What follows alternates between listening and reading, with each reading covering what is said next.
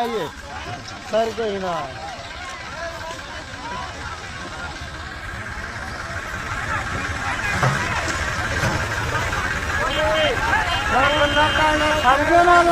खड़ा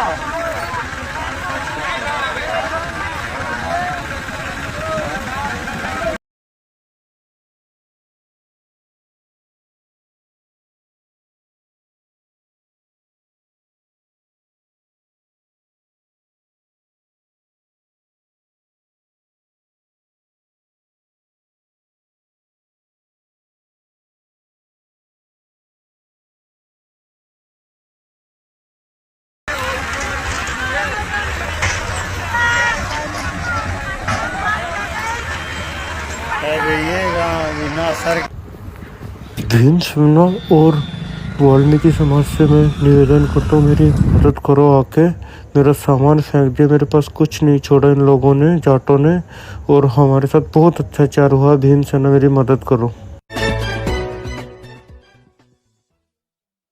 दोस्तों नमस्कार, मैं विकास, आप देख रहे हैं जस्ट टीवी इंडिया। और इस समय आप फ्रेम में जिस शख्स को देख रहे हैं ये विजय हैं और हरियाणा से हैं और रॉयल वाल्मीकि आर्मी जो कि वाल्मीकि संगठन है।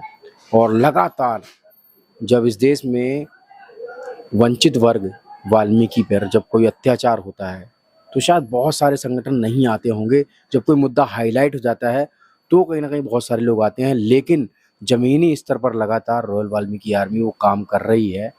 और ऐसे में विजय जी हैं, विजय जी हरियाणा के सचिव हैं। और अभी हाल ही में अलवर में एक बड़ी घटना हुई है वाल्मीकि समाज के साथ ही।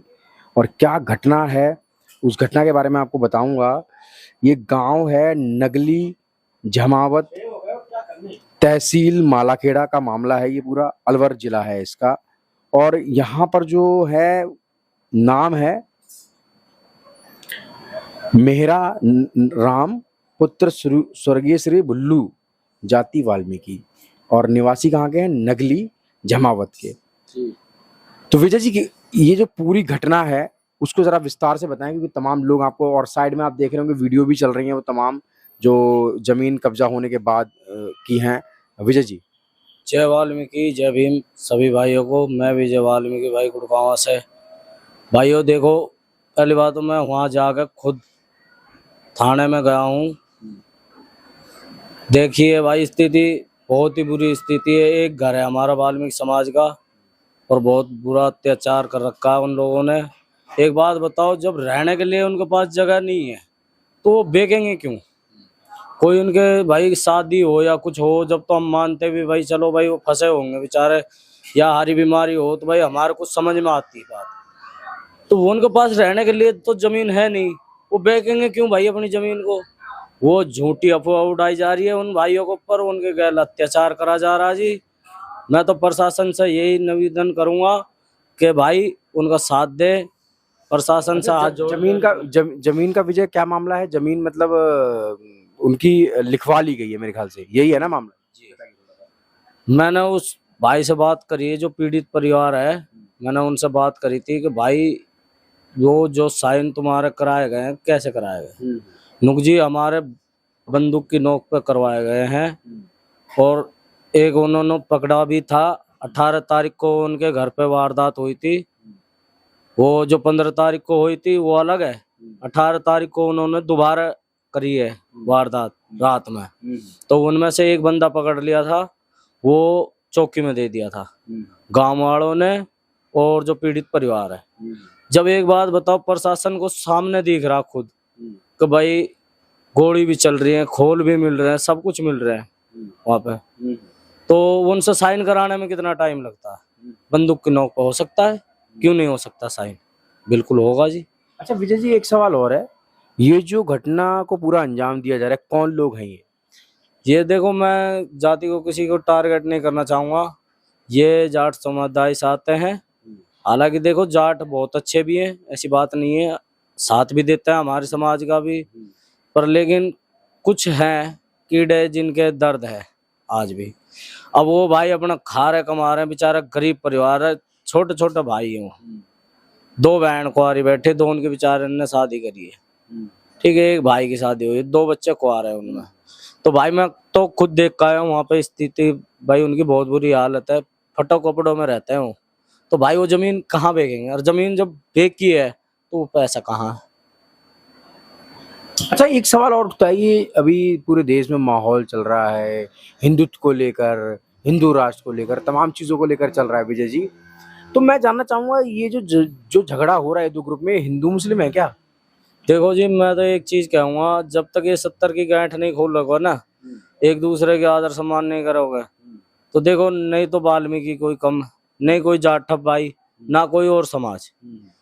जब इन समाजों को मिला के चलोगे, जब तो ये समाज बैठ सकता है, और जब सारी चीज हो सकती है। ऐसी बात नहीं है नहीं हो सकता, सारी चीज हो सकती है मेरे हिसाब में। तो देखो सब भाइयों को ये तो फिर हिंदू पर ही हिंदू अटैक कर रहा है। हाँ ये तो है।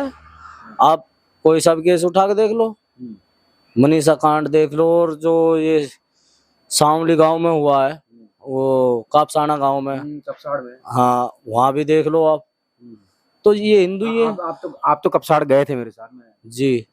तो मेरा तो कहना ये प्रशासन से इस जो हम देखो और बात नहीं छेड़ेंगे, जो हमारा जो मेन मुद्दा चल रहा है अलवर वाला, मैं तो इस भाई की कह रहा हूँ, ये है गरीब परिवार।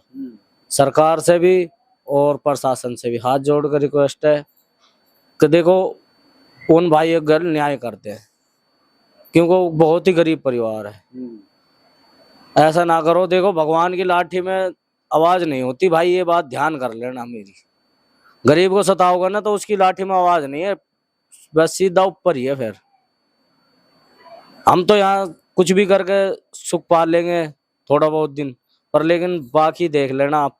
भगवान से डरो भाई मेरे, उनकी जो चीज है उनको दो और बनाने दो। वो खुली छत के नीचे सो रहे हैं भाई, खुले खेतों में सो रहे हैं, कोई जानवर है कुछ भी है, गांव में एरिया है, कोई जानवर उतर जाए उनके बच्चों को खा जाए, या कुछ भी हो सकता है। तो मैं तो यही कहूँगा प्रशासन से उनकी सपोर्ट करनी चाहिए प्रशासन को। ये प्रशासन तो लगातार काम कर ही रहा है, लेकिन विजय जी मामला जो मैं सवाल आपसे बीच में पूछ रहा था, सवाल इसलिए मैं पूछ रहा था कि देश में एक तरफ SC ST OBC, वामसेप का नारा है बोल 85 जय मूल निवासी जी, तो ये तो फिर मूल निवासी पे अटैक कर रहा है। मुसलमान को किस लिए टारगेट किया जा रहा है? फिर मुसलमान तो किसी वाल्मीकि पे अटैक नहीं कर रहा, किसी जाटव पे अटैक नहीं कर रहा, किसी वंचित वर्ग पे अटैक नहीं कर रहा, किसी गरीब को नहीं सता रहा, फिर मुसलमान को क्यों टारगेट किया जा रहा है? देखो भाई, जिनकी गंदी मानसिकता है उनकी हम मानसिकता को नहीं बदल सकते।